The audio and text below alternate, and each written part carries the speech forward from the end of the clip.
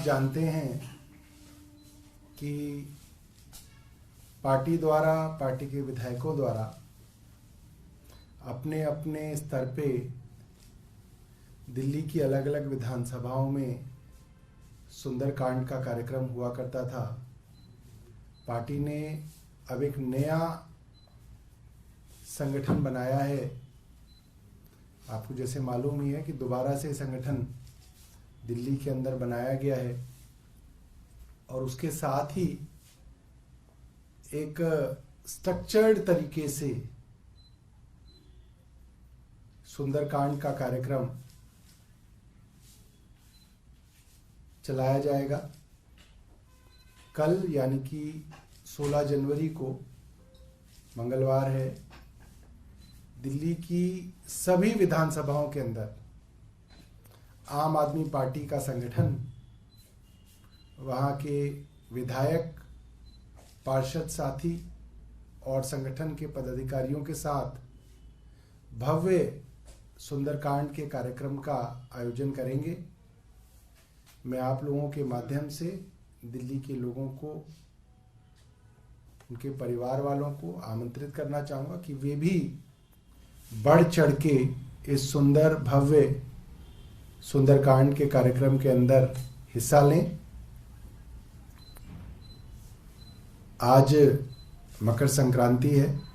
मैं आप सभी को और दिल्ली वासियों को मकर संक्रांति की भी बहुत बहुत शुभकामनाएं जो हैं देना चाहता हूं।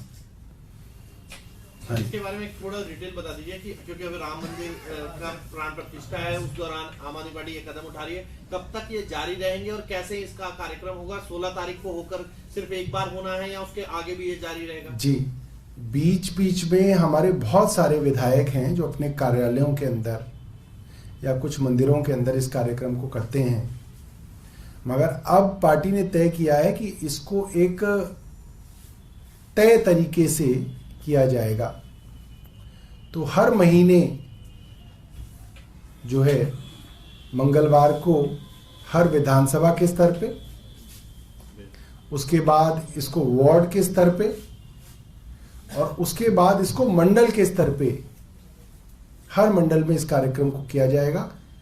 और हर मंडल में अगर कार्यक्रम होगा तो माना जा सकता है कि करीब 2600 से ज़्यादा जगहों पे दिल्ली के अंदर इस तरीके के कार्यक्रम को हर महीने आम आदमी पार्टी किया करेगी। आप संगठन बता रहे हैं कि अलग से कोई संगठन बनाया क्या प्रकोष्ठ का नाम क्या रखा है उसका? अभी प्रकोष्ठ का नाम नहीं रखा है।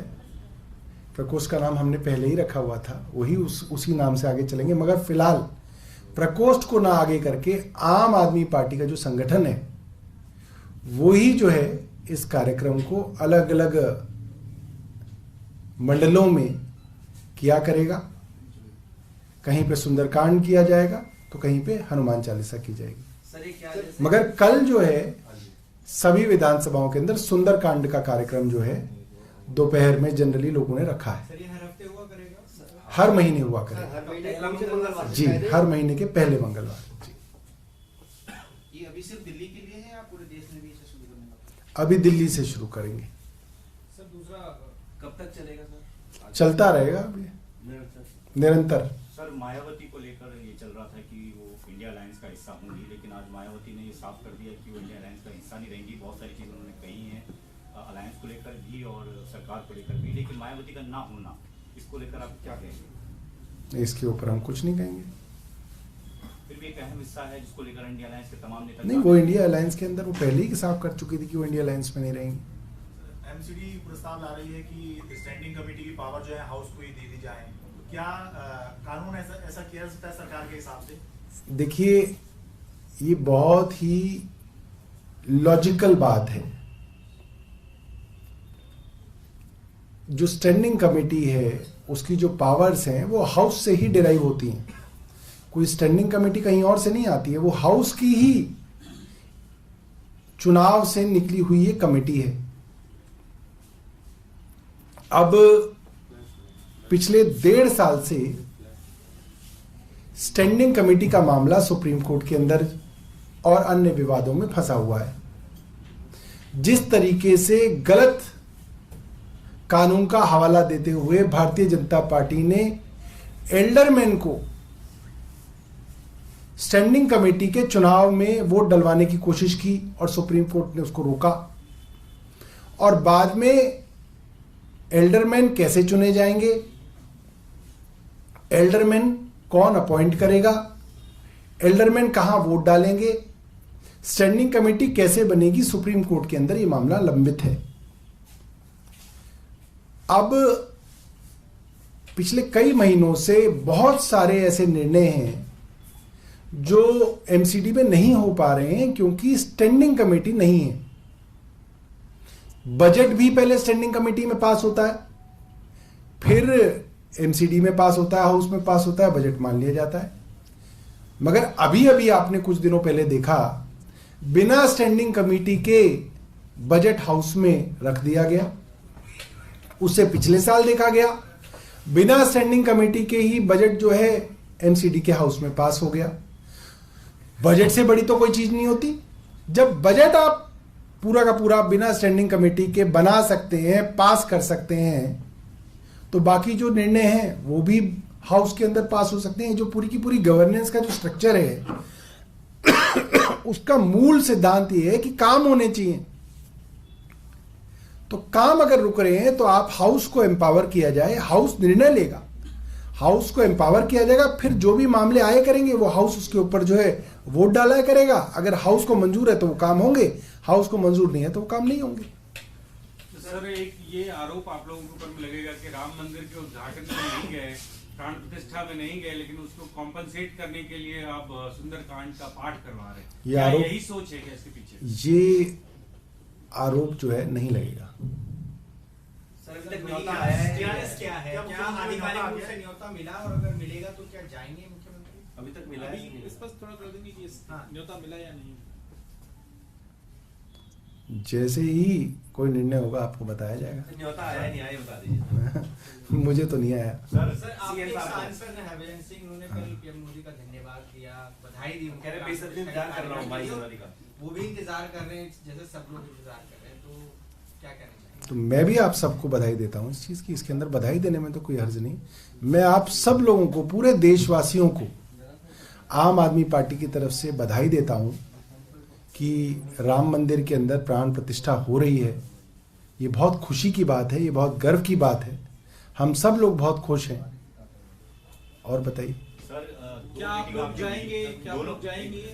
दो मीटिंग हुई, दोनों पॉजिटिव आपने बताई। उसके बाद सीएम साहब खुद राहुल गांधी और खड़गे से मुलाकात कर लिया।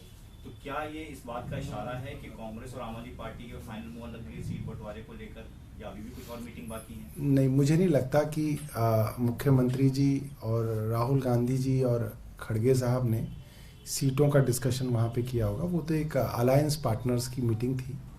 कई मौक़ों पे ये लोग पहले भी मिल चुके हैं। जितनी भी अलायंस की मीटिंग्स हुई हैं उस पर भी मुलाकात होती है। ये उनके खड़गे साहब के घर पे थी वो मुलाकात। मुझे नहीं लगता कि उसके अंदर सीटों का डिस्कशन हुआ होगा।